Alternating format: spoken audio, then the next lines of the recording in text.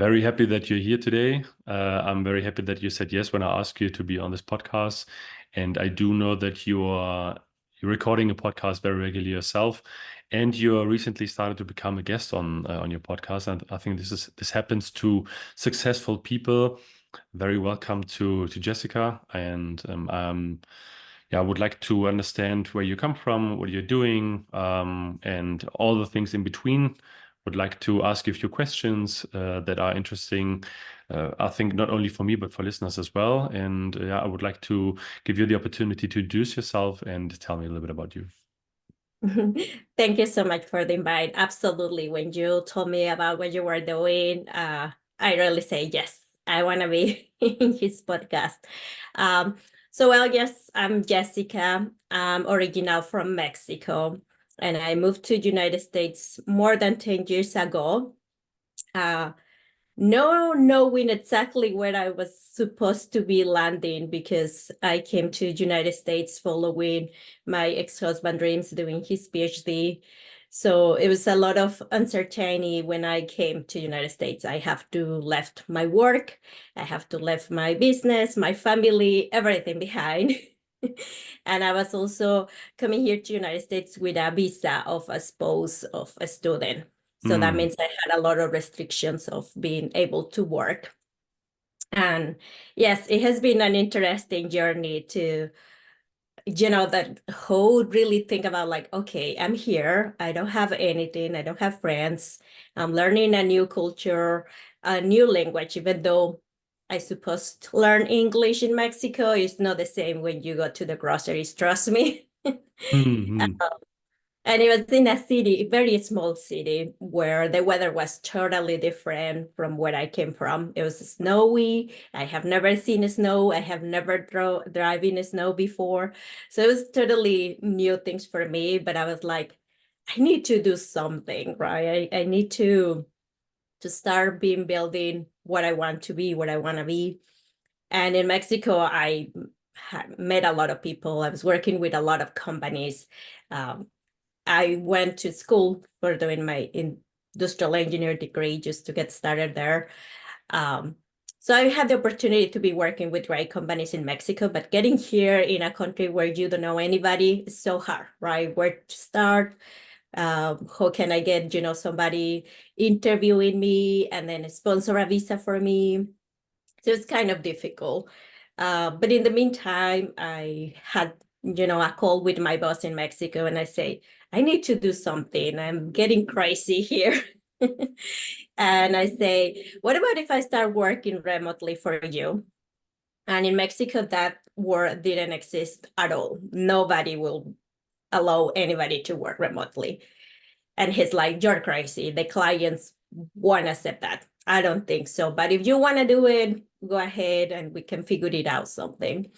So I start calling a few clients and say, hey, do you want me to do consulting for you remotely and help you, to get started your softwares and your systems? I was working for platform that helps to, well, with a lot of things, accounting, inventory systems, and so on for many manufacturing industries. So the clients were like, absolutely, that would be a great idea. I really want to be working with you. And I started working with them. But then I was having a lot of work that I was not able to keep up. So I told my boss, I think we need to hire more people. What about if we start a remote, department? They can be in your office, because again, in Mexico, still the idea of being working from home was nothing. But they don't need to be moving from visiting clients on site. And then we hired the first two people that they were with disabilities. So it was like great, because they were feeling, back to the workforce. They were very smart people, and the team started growing. And actually, it was a good income also for the company. Instead of you spending, in transportation and so on, we have a team that it was always able to support people from the office. And well, that was great.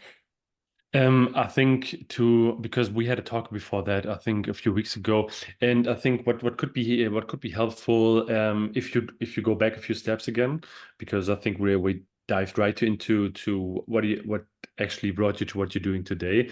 But I'm really curious to go back a few steps and the situation you had back in Mexico, right? So when you because you came to America, but before that you were already working in Mexico, right? So take a few sentences and give us an idea about how was the situation for you. And so you said that you gotta obtain a degree in engineering. Yeah, maybe you can elaborate a little bit on this. So to give us a Yes. better context picture. Yes, and I think that's also a good picture. Well, I started working very early age with my parents. They are very business person, so I was always following them, and I was working very early age. Uh, and especially when I was in high school, I was getting good grades in everything. And a lot of people was telling me, "Oh, you should do this, you should do that." And then I got a scholarship for engineering, but I was like, oh, that's a full scholarship. That's great. But what about if I cannot keep it, right? I don't know if I want to go into a career that then finally I'm not good at keeping the grades to keep the scholarship, and I didn't want to have debt. Um, so it took me a while to see if I wanted that. When I talked to my parents, hey, there is this opportunity to go for me into engineering school, they were like, you're crazy. That is a career for men. Uh, don't do Hmm. that. Go into accounting. You are good with numbers. You like math, but better just go for accounting. I think being an engineering is going to be difficult for you, for the environment, right? And I have to say, I have been always very fashionable and stylish. So people tell me, oh no, they are going to eat you life in engineering. Don't go there. Hmm. But I was like, I don't know. So I decided to take a year break from high school into college. I was like, I'm not sure what really I want to do. So I decided to take a break and be working. I was working as a administrative in one swimming school.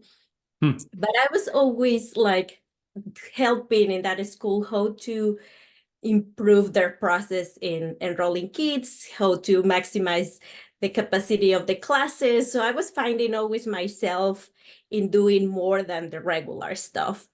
So I remember I went into the website of where you find jobs, right? And I started writing down the job descriptions, but mostly, of course, the salaries, to be honest. And I say, if I go to accounting, what is going to be the kind of job I'm going to get when I graduate, how much they are going to be paying.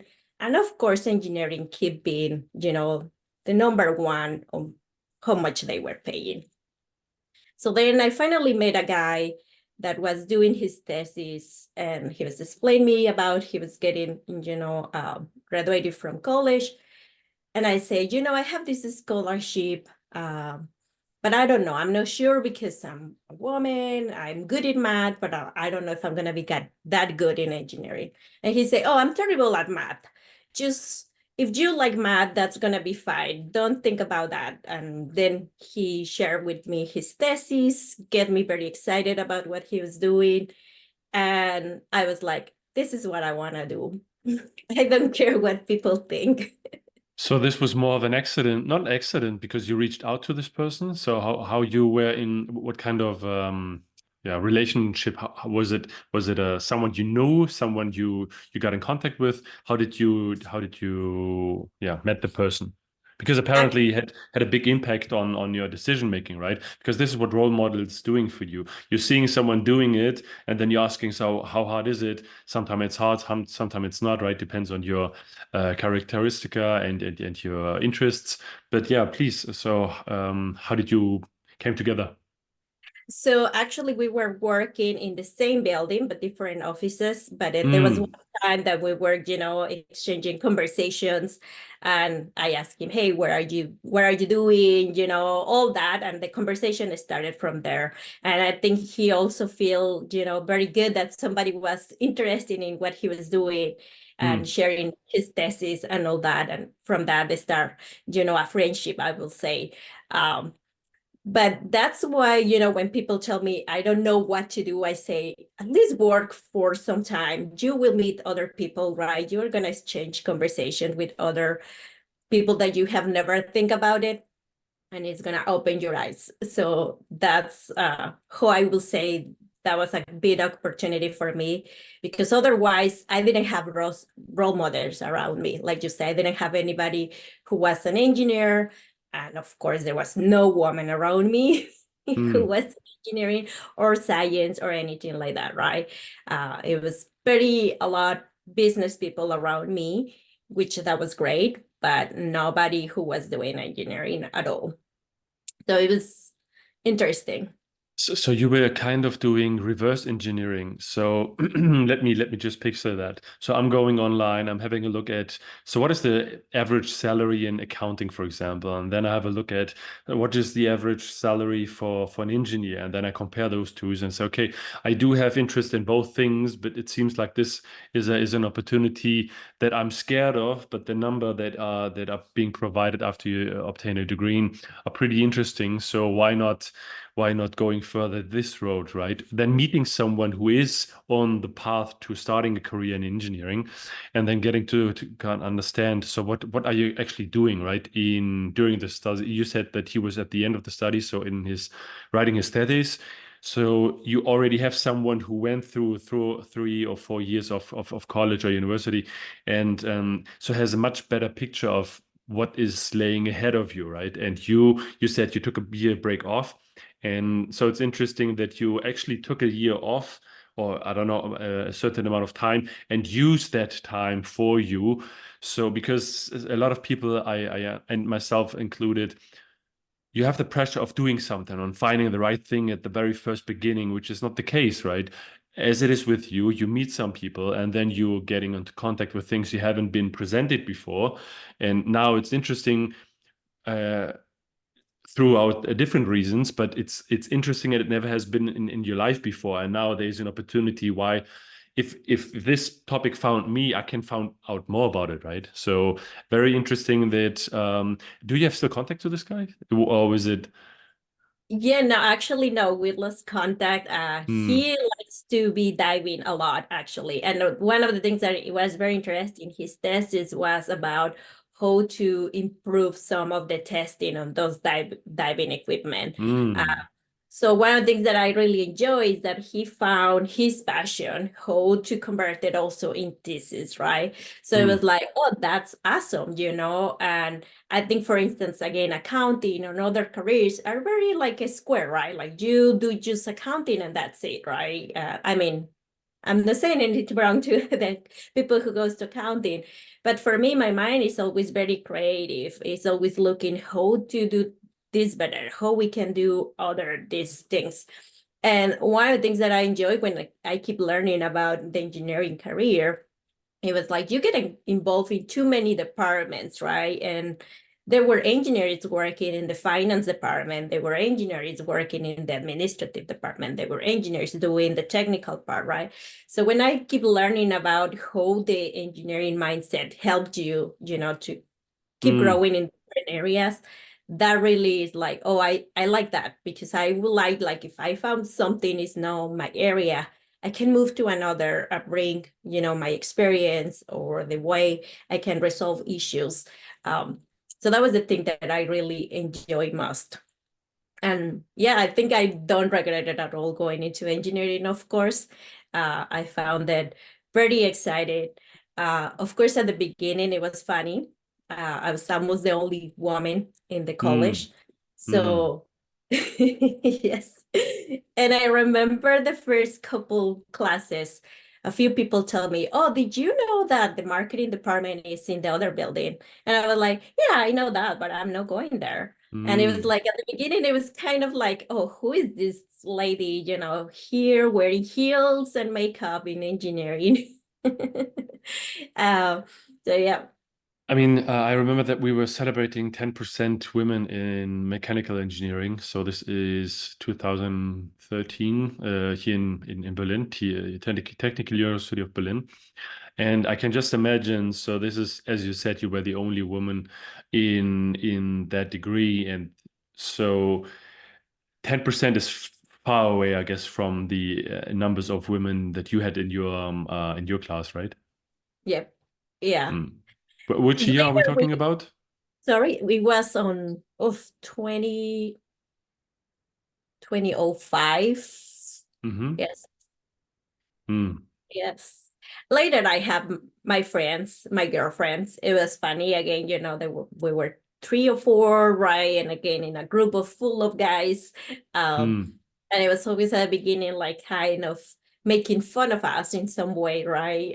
Mm. No mean, I will say I didn't feel that it was mean in any ways, Mm. but it was different for them, right? See women, around them, and yes, it was interesting. For some professors, it was also right at the beginning, like, oh, I don't know if this is gonna be the perfect class for you or so Mm. on. But also I would say that it was a lot of help. I ended up being the best of my career. I got some awards at the end of my college, Mm. with best grades. Um, and I would say, yes, I have very great memories of what I did. And one of the things I was doing, because again, I didn't want to have debt, but also I have to pay for books and Mm. transportation and so on. I started working with a company in robotics, but actually I was working as a telemarketing, nothing related to the robot or anything. But I have a lot of experience in marketing, sales, and so on. So I start growing very quickly into that area, in the commercial area for the company. But the moment I graduate, I was already running the growth department for that company. And I just keep growing in that area, basically. And I would say that it was the company that really inspired the love of bringing, people into the robotics, but from the human side, right? Like, Mm. of course, it was for me very easy to understand the technical part, of course. And I was always interested in going, and learn more about the robot and learn more about how the robot was working and so on. But the exciting part was like at the end, how we were delivering and implementing the robot. That was the exciting part. When the people opening it, like, oh man, this is so cool. They were great. Those were the things that always keep me excited. And from then I joined different companies, moving or always working in improving their process and improving process along with the business side, marketing, sales, customer support, customer success as well. And I have been doing that for, I don't remember for how long, don't ask me. But it's what I Mm. have done lately with a lot of companies, startups, and so on. What I think it's a great example here is, I mean, you said that you do have the background, right? You do have the technical background, but you do start it as a, and you said in telemarketing, right? Yep. So a lot of people who are interested in tech but don't have the technical background, they are very, yeah, they're fearing that obviously they're lacking knowledge, so I'm not capable of obtaining these kind of jobs or this kind of roles. And your example is a pretty good one that obviously you had a background, but you started somewhere totally different, right? And then, especially in startups, you can work your way up, right? So there is an opportunity if you have the guts to go out of your comfort zone and just say, okay, I can do it. Or if I don't know how to do it, I will learn how to do it, right?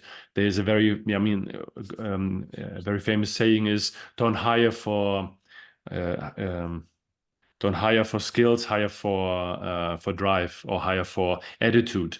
And I think this is definitely the case. So if you're interested in our company, I see this very often as well. A lot of our people in our product team, they are not originally studied product people, but they're doing a very good job in being product people and combining different skill sets and experiences can be very, very helpful. So I'm happy to see that.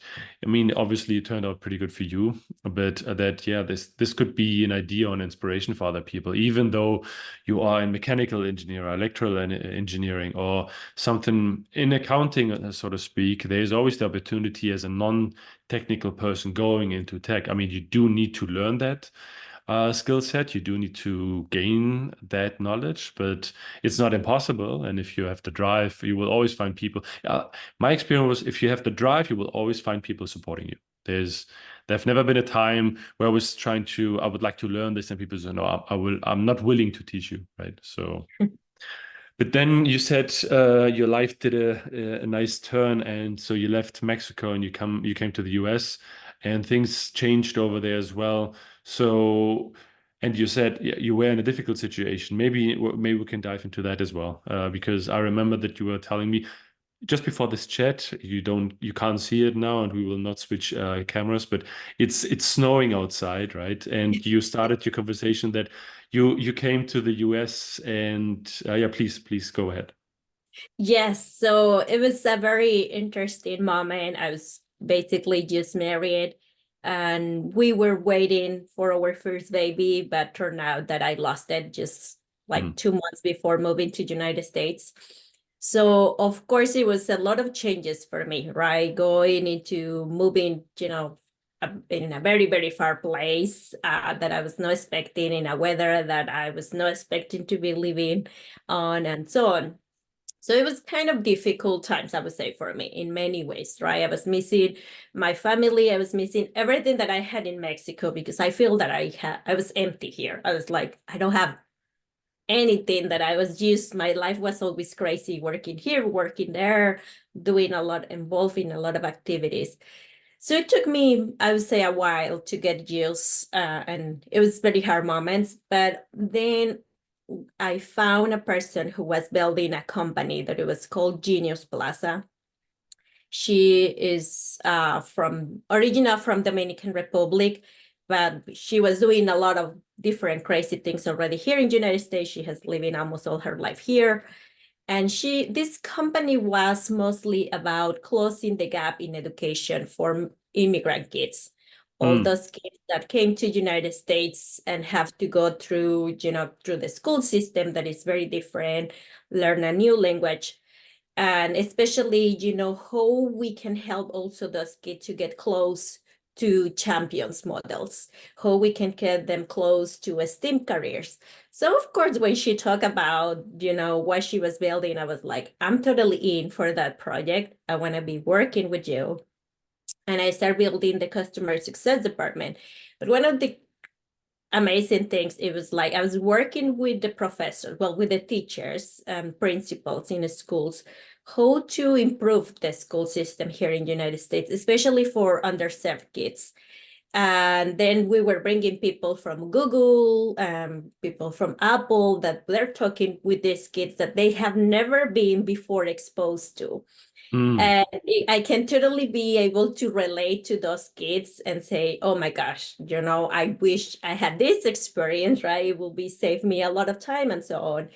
And you can see those kids like, like knowing like, oh, I thought I can just be a firefighter or just police, right? Because those were the role models in their mm, neighborhoods. So now they were thinking like, oh, I want to be a scientist like this person. I want to be, an engineering. I want to do this. So it was a very cool project. I worked for that company for maybe 4 years or so. We did a lot of things. We went to Africa as well. We helped a lot of kids in Latin America. We connect a lot of schools from different parts of the world and make sure, right, that education was increasing and the kids were exposed to things that are not normally exposed. COVID was something that made things going crazy mm, around the world in the schools. So we help a lot of schools how to overcome those challenges. And the company kept growing in developing other products and so on. But at that time, Blue Ocean Robotics, which is a company in Denmark, reached out to me and say, hey, we wanted you to work for us. And also we want that you help us to grow all the American region that they were having here, which was United States, Canada, and Latin America. So of course I couldn't say no. It was going back into the robotics industry. They are an amazing company. I will always say that Blue Ocean is they are amazing, and all the team here in the Americans region also. I worked with a lot of great projects. It was, for me, it was also during the COVID where we were helping the hospitals also to fight COVID with our disinfection robot. It was a Mm, youth disinfection robot. And it was amazing just to go and say, oh, thanks to this robot, now we are able to have more people, our capacity can increase very quickly, right? The staff also who was disinfecting rooms and everything, it was so much easier for them instead mm, of just spending hours on time. So it was a very nice project, I would say. And from there, I keep working with other robotics companies, and I have been helping, mostly with how to get started the customer success teams, the customer success process.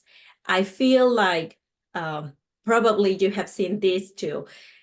When you are creating a product, especially in robotics in the industry, it's very easy for those teams to come with all the technical details that need to happen to make able you have an MVP or a prototype. When you start having your first deployments of the robots with your clients, you start realizing that there are a lot of little details that you don't think about how the user is gonna use it. And mm, not only the user, but the end user, right? Again, for instance, here with the UV robot, we were talking that there was people who has never used more than WhatsApp, right? mm. Okay, from a technical point of view, yeah. Yes.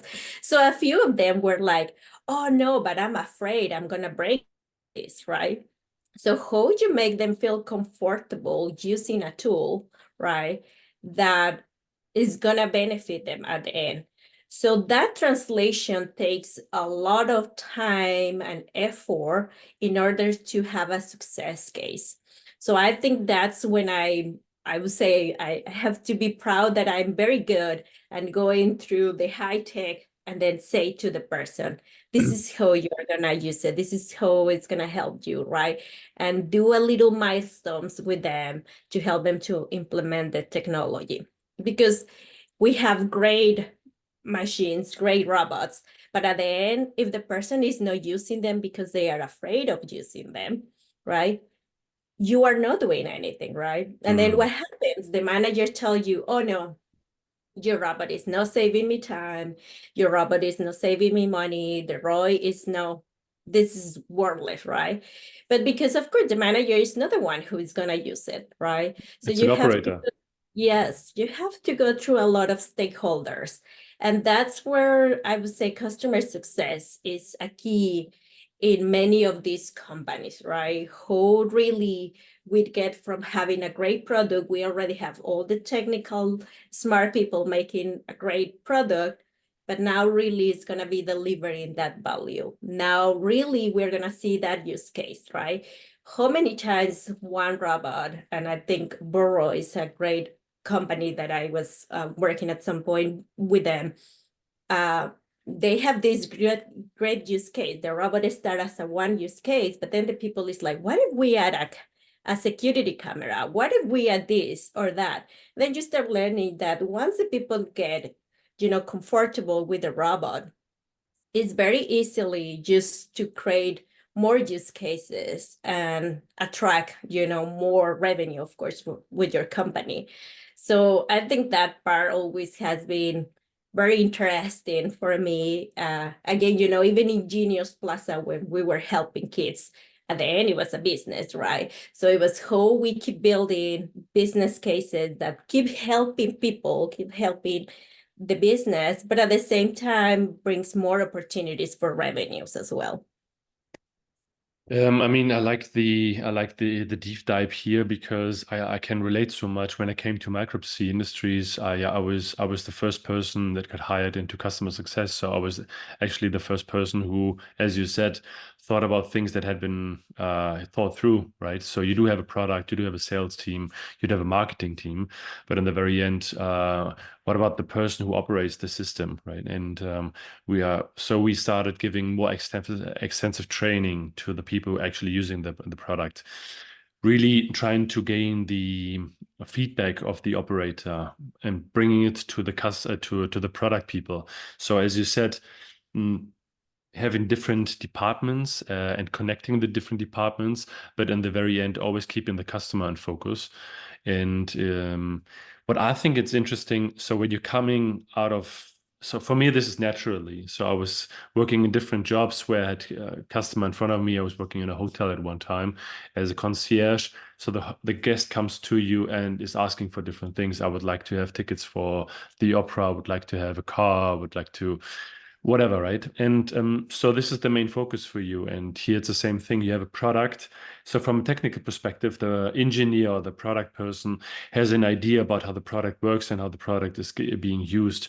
Versus we have someone on the shop floor level who is now not being just being selected. You are now in charge of that. You need to take care of this. You need to ensure that this runs well. And as you said, if management is too disconnected from that, then they are unhappy because they had different expectations and they thought their engineers or their working force will be very comfortable using the product. So, and it's up to a customer success manager to really ensure that this will become a success story, right? So now I'm in deployment, and here even more looking at it from a customer point of view. Um, all the things that are necessary to implement a product, a technical product into the production line. And there's so many things that need to be taken care of. I mean, a lot of requirements the customer knows, but there's a lot of things he doesn't take into account. The the last few years you just described more or less, we are now looking at a sign that is in the back of yours, and I'm very interested and would like to hear a little bit about what you're doing today. So all the things from back then in Mexico coming to the US, finding your way, and even made your way through COVID and yeah, this crazy world we have been living in. Tell me a little bit about the Latina success. I'm very curious to hear. Well, Latina Success was born for many reasons. It was interesting. I was going through divorce, which is not easy.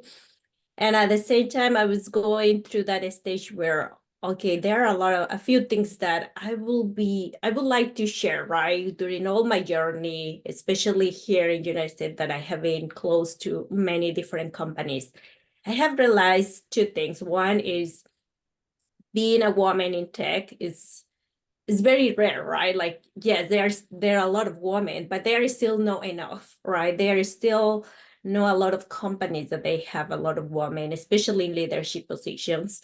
And it's hard sometimes to go and have these conversations, right, with another woman.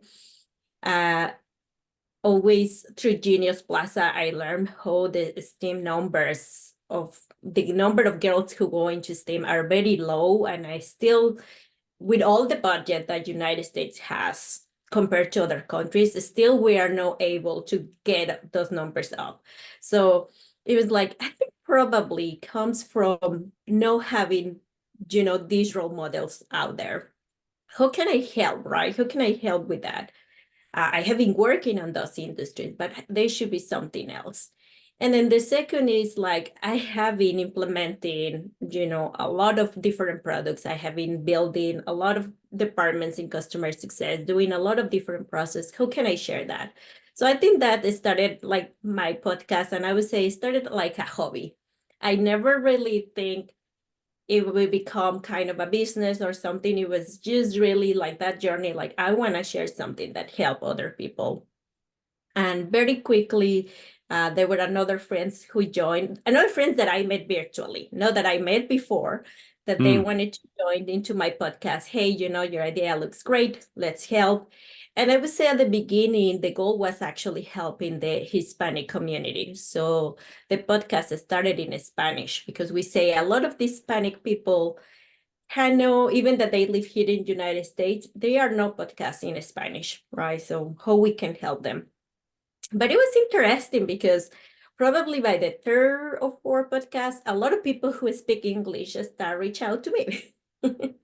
And they say they were using the translator tool from Hmm. Spotify or something. And I was like, oh, that should sound terrible. Hmm. Um, and it kept increasing actually a lot of community in the English speaking asking me, oh, I like what you were talking here. I'm interested here. And then people start getting interested in being part of being guest on my podcast but they were saying always like, but I speak English.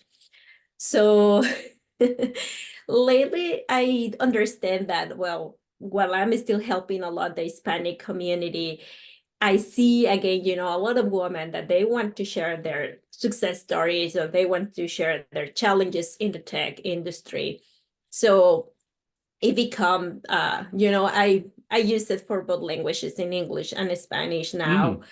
Mm. But then also I have been able to get into the consulting, I would say, industry that I keep helping the startups, right? And Latina Success in some way has been bringing those kind of consulting gigs, I would say. Those, well, I wouldn't say gigs because they are bigger than that. But I have been working with a few robotics companies here that Mm. they, getting started, that they are ready in the market, and they say, things that you were explaining in this podcast make sense. Can you help me? How can I do? And one of the things I always like to do is like, let's get started and let me show you what I can do. And then you decide where we go from there. Because I think I'm a person that is driven by results and by do things. And I don't like just to go and say, hey, I'm going to give you a quote for 10,000 and we will go from there. No, I like to do things. And if you like it, right, if you like the way I'm doing it, if we get in a good synergy, right, we can keep going. But if no, we say this is not what I'm looking for, and that's it. And I would say, especially with the startups, you probably sometimes you don't know, right, what exactly you are looking for when you're hiring a new person or creating a new department.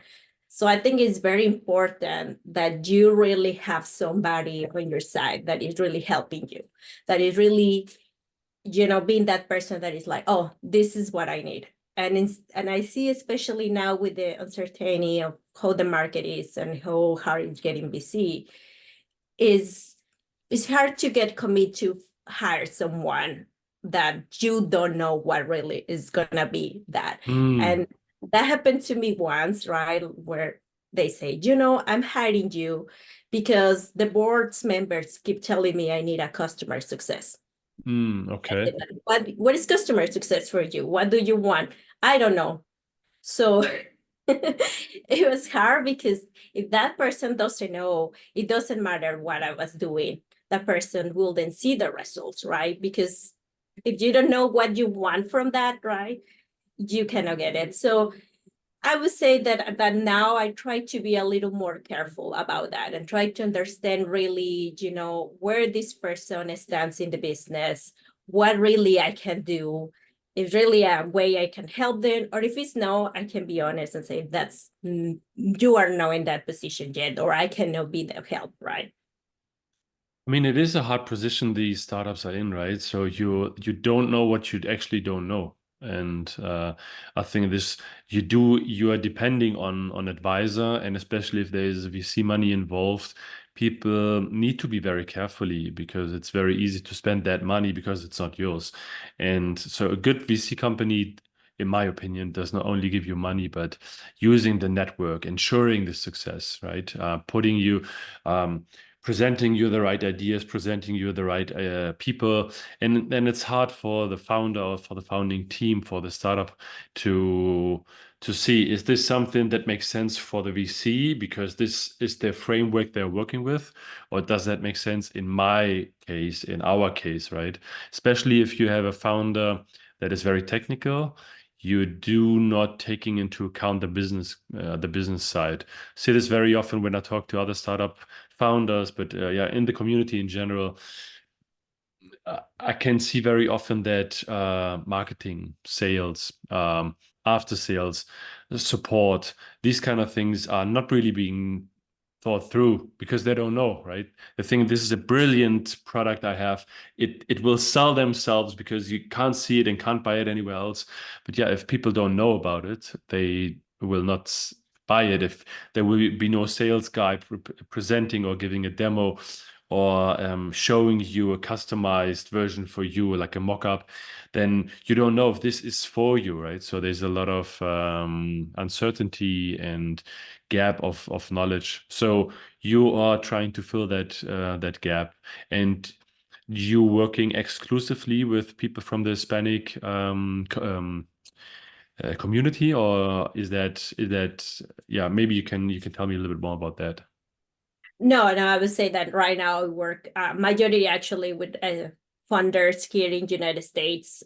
When somebody from Latin America, because of course, I have been receiving a lot of requests. One might help, absolutely, I help, and Mm, I think especially right now, I would say that it has been a lot of people who has been asking me, "Hey, how can I start my journey in this industry?" Right? mm, Or mm, I would like to switch my career, being less technical and be in a position like you're more in customer success. I'm always happy to share my story again. It's more about like I went through that at some point, right? And always is good when somebody share your story or gives you an idea. Have you think about this, right? Or maybe it's gonna be too hard. Start by little, right? There was one person who was very technical. So it was like, how can you turn all that technical into being, in the client face? What other position instead of directly going from point B to A can take mm, you there little by little? How can you start, taking little projects that can take you there instead of going totally from technical background to the client facing. So I like to give a little of that advice when I can. I'm always happy to share that. I think again, for now, I have been working already for too long. And one of the things that was interesting for me, and now I keep saying, and I'm very honest, when I came from Mexico, I feel that I didn't know anything, right? Because the industry here is so different and everything. And very quickly I start realizing that, oh man, no, I know a lot. But it's hard sometimes that you realize that you know a lot. And even sometimes now when I help people, I see that they have a lot of years of experience, right? And they still have those self-doubts like, am I enough? I know enough for going into this industry or going into this position. And I feel that if you really start realizing how much projects you have been getting on, how many things you have been getting done, right? Sometimes even from listening on a call you have been learning, you realize that you know more than you think. Um, so one of the things especially with women, I have realized that we have a lot of self-doubt, like, oh, I am enough, and I know enough. Will the person or with the people we respect when I'm talking or when I give a new idea? Like I remember one lady telling me like, oh, I feel that I need to be more technical to be able to be a lead of the team. And I was like, why? Why do you feel? Oh, because when I give an idea, people won't listen to me. And I was like, I don't think it's because you are not technical. When I look at her degree, right, I was like, oh man, you're more technical than me 10 times. uh, it might be something there, right? And I think it's more about how self-confidence you have when you're talking about and I always would say in my team, I always say, I like people who is a doer. I prefer that you say, sorry, I messed up, I did wrong, but I didn't. Instead of like, I didn't do it because I didn't know how to. I was waiting for you to tell me how mm. to. I would say that has been probably the key with me to get, in some great positions with great companies because I'm a doer. I don't wait for people tell me. And if I see something is wrong, I will not do it and do it on my way. And then say, sorry, I didn't like, or I didn't, I was no feeling that what you were suggesting was the correct way to do it. And I think people has been happy so far. I haven't had too many troubles with that. I mean, as long as you're successful, I think then it justifies a lot of actions, right? As long as I mean, and there's a different way of doing it, right? So there's always the opportunity of I'm doing something without hurting anybody, without losing too much money, without interfering with anything, right? There's always some flexibility on how to do things. And I think something that you said, um, regarding the lack of confidence. And I think here definitely as I mean, the majority of women in my life were very successful or very strong and very independent, very vocal about things. I do have a very very, I do have a few colleagues at work. I really admire the strength and the independence and the force they are really, making their way. So I'm really happy to see that this is not as it might have been 15 or 20 years ago, right? So I just the other day, a friend of mine, I used to work with her at Siemens, and she is now in Mexico, and she is in a company they're producing electronic parts. And so she said there's a lot of women in her workplace, and so I see at least in the last few years a few things happened. And if you're vocal, if you're skilled, you do need to raise your voice, right? You do need to, and I think this is a skill set that needs to be taught, and needs to be done as well. I mean, let's say you're in a company and you do have a few good ideas and you're not able to express them. This is a skill that you lack, right? Because on the very end, everything is sales. You do need to sell your ideas to your manager. You do need to sell your ideas to your colleagues, and then you actually, as you said, you can. You're not a bystander versus you are actually crafting your way, your path, where you want to go. I mean, you do still need to know where you want to go. This is the reason why when you earlier said customer success, a lot of times the customer doesn't know, right? They doesn't know what they're lacking. They doesn't know what they want, and it is part of a company to understand where's the actually problem, where's the actually deficit, where's the actually gap that needs to be filled. What kind of plans do you have for the future? I'm always asking these kind of questions in towards the end because I'm curious what people think, what they will do in a few years, what people have actually for plans.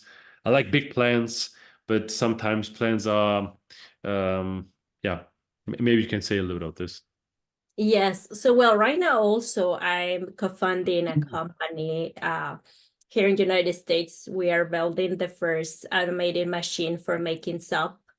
And I think that's very exciting. It has been a totally different challenge for me and my career because it's from the ground, right? Building a company from zero. Right now we are fundraising and so on. I definitely see myself.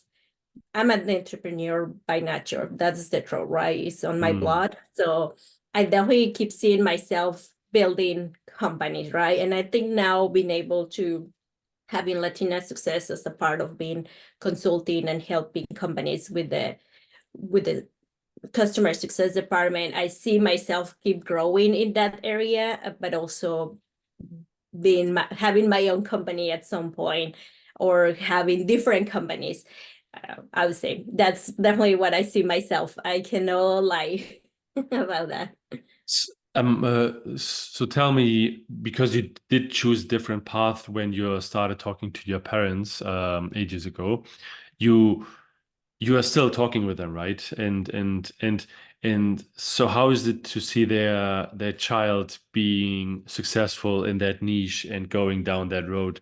So how do they reflect sometimes with because as you said, right, in the very early beginning, not everyone has people around them that are 100% understanding and supporting. Maybe supporting but not understanding, but maybe understanding but not supporting. So how is that for you? Well, I would say my dad, my parents, especially, both of them are always super proud. That's the truth, right? They always like, Mm, oh my gosh, right? I didn't know who, where you will go, right? And of course, I would say that at the beginning for them was a little, there were a few things that made them be afraid of me being an engineer, right? One is always, and especially at that time, it was like, oh, that's a career just for men. My coach is gonna be doing it.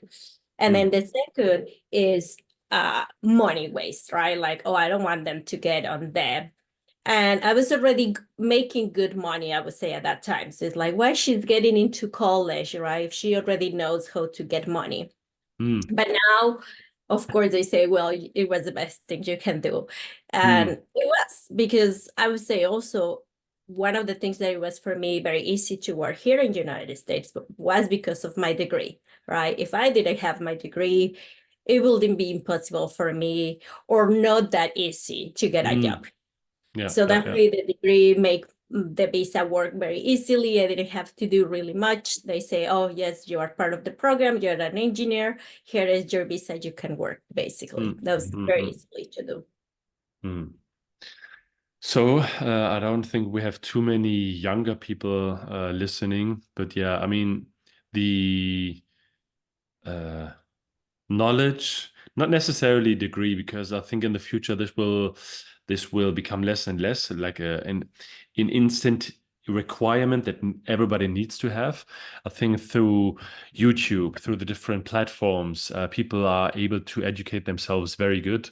I think there's so much knowledge out there, and especially if you're being part of community, if you're being part of, if you're connecting yourself over with other similar minds throughout the social media or the internet in general, you're able to work on different things, right? And here having because you said you're a doer, right? And you're always looking for people who are doing as well. And when people asking me for advice or guidance in their career, or how can I apply at some companies, I'm always saying, so show what you did, right?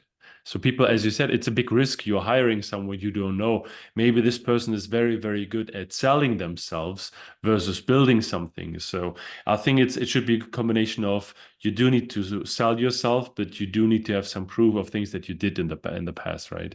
So if you have a portfolio, if you're building things not only on your own but with other people, document it, right? Document it, and then this is my portfolio. These are the projects I've been part of. These are the things I've did. This is my part and my impact on those projects. And so if you would like to become an employee, then this is something I would look for, right? Show me the things that you've been building, be a doer. And if you're being an entrepreneur, you do need to be a doer. Otherwise, you will not be an entrepreneur very long, right? Absolutely. Yes. Yeah, I agree with you 100%, right? It's what I have done in the past that is gonna bring benefit to your company, right? And it's just more about it's not just about your resume, it's what you have done. What are your learning experience? Like you say, there are many things that went wrong, right? In what you have been doing in projects, how those learning experiences can be bring into, in a new position or in a new work. So yes, all of that is keep adding value to your portfolio, right? And again, sometimes we don't realize that just little projects here and there, when we realize it's like, oh yes, I learned this skill when I was doing that, or I learned this lesson, right? That things shouldn't be that way. So Yeah, I hope people who are still who are hearing this and still looking out for what can I do. There's a few answers in this story from Jessica, and yeah, I hope that you enjoyed this talk as much as I did. We had a little talk a few weeks ago, and I immediately knew, okay, this won't be a problem between the two of us. There's enough energy between us where we can spontaneously jump from topics and diving into the story. I'm happy that you took the time. I don't think that we mentioned it, but outside of your place, it's snowing, right? yes, it is. Yeah. Yeah, I can put the camera a little bit. They're gonna check my storm right now. Yes, that is snow. So for the Yes. people that are just hearing, I'm thinking about my friend Nico, who is hearing this podcast most likely on his lunch break. There was snow, very high snow, and yeah, I'm happy that you that you had the guts to follow the things that you wanted to do, right? Ending up at the place where you are, because you seem very happy. I enjoy your enthusiasm and you enjoy what you're doing. And I can just tell people, use this as a role model, use this story as an inspiration for doing the things you would like to do. Some things that you haven't mentioned too much, but I do know, and you spoke about this earlier in our last talk. There's a lot of work involved, right? So all those things are not coming because of enthusiasm or because of good talks. It comes work, work, work, work, and then knowing what you're doing with the results Yeah. of it. So Yeah, I yeah. think actually my last podcast with a guest was how to focus on the race, right? And this applies for enterprises and for individuals. What is my end goal, right? What I'm doing right now, who is gonna be impacting, like you say, 3 years later, right? What I'm doing right now that is going to take me where I want to be. So that's very important to focus on what you want, where you want to be. Breaking it down into small digestible steps and then doing them, as you Yep. said, doing. I'm very happy that you took the time, Jessica. I'm looking forward to have another talk with you in the future. And I wish you better. I mean, the sun is coming out right now, so I wish you a lot of sun and talk to you soon. Thank you. Same to you. Thank you so much for having me. Bye bye. Bye.